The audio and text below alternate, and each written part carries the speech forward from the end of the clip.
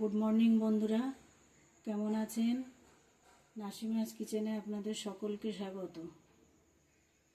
আজকে আমি evening snacks দেখাবো। এটা বানাতে লাগবে 250 গ্রাম আলু সিদ্ধ করা, চিজ পরিমাণ মতো, লবণও পরিমাণ মতো। এখানে একটা মাঝারি সাইজের পেঁয়াজ একদম কিমা করে রাখা আছে, ময়দা, মাঝারি সাইজের একটা গাজর গ্রেট করা, এখানে আছে 1 চা চামচ আদা রসুন বাটা, একটা ডিমে গোলমরিচ দিয়ে ফেটানো আছে, এটা আছে ব্রেড ক্রাম্বস, 1.5 টেবিল চামচ কর্নফ্লাওয়ার, 1 চা চামচ চিলি ফ্লেক্স, 1/2 চা চামচ গোলমরিচ, 1 চা চামচ অরিগানো, 1/2 চা চামচ ইটালিয়ান হার্বস, 1/2 চা চামচ ধনের গুঁড়ো, 1/2 চা চামচের একটু কম জিরের গুঁড়ো, আর ভাজার জন্য লাগবে তেল। এবার আমি আলুটাকে গ্রেটারে গ্রেট করে নিচ্ছি। ইভিনিংয়ে আপনারা চা বা কফির সঙ্গে এটা খেতে পারেন। আলুটা ভালো করে মাখতে হবে যেন এর মধ্যে কোনো লাম্পস না থাকে।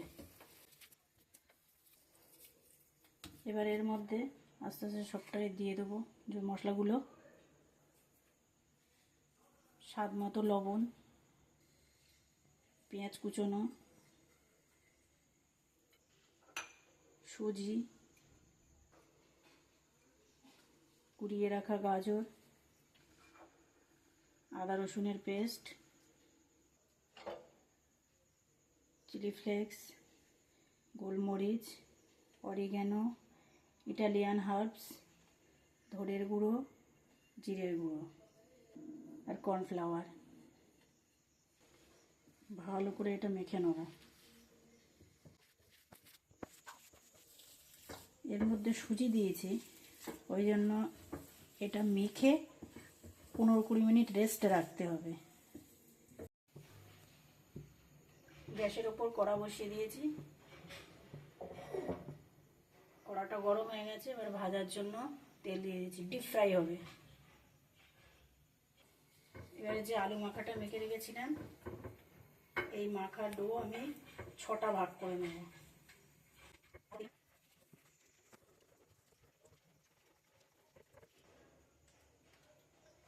হাতে চেটে একটু তেল নিয়ে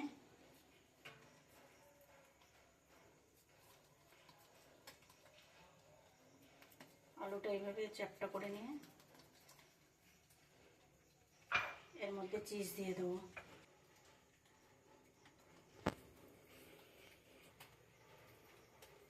মুখটা বন্ধ করে দেবো ভালো করে। এভাবে সব বলগুলো রেডি করে নেব। 6টা বল আমার বানানো হয়ে গেছে। এবার আমি প্রথমে ময়দার মধ্যে একবার কোট করে নেব,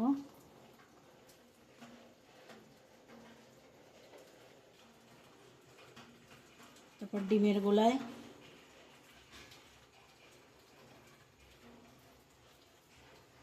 এবার ব্রেড ক্রাম্বসে।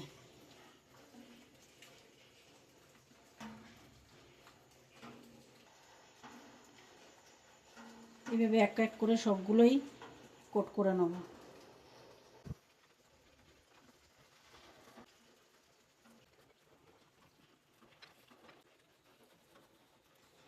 এবারে এই রেডি হয়ে যাওয়া বলগুলো নিয়ে ডিপ ফ্রিজে 15 মিনিটের জন্য রাখবো। ফিরে আসছি 15 মিনিট পর। 15 মিনিট পর এবার এগুলো ডিপ ফ্রাই করব।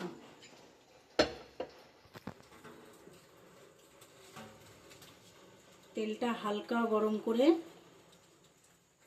এক এক করে ছাড়তে হবে, একসঙ্গে বেশি দেওয়া যাবে না।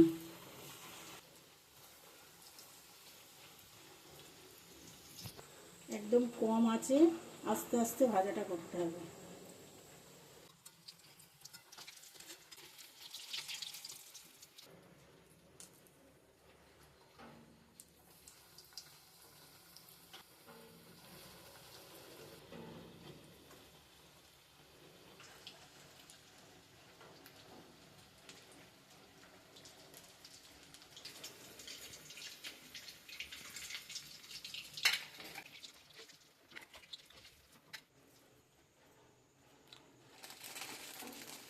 এবার এর উপরে একটু চিজ দিয়ে দিচ্ছি।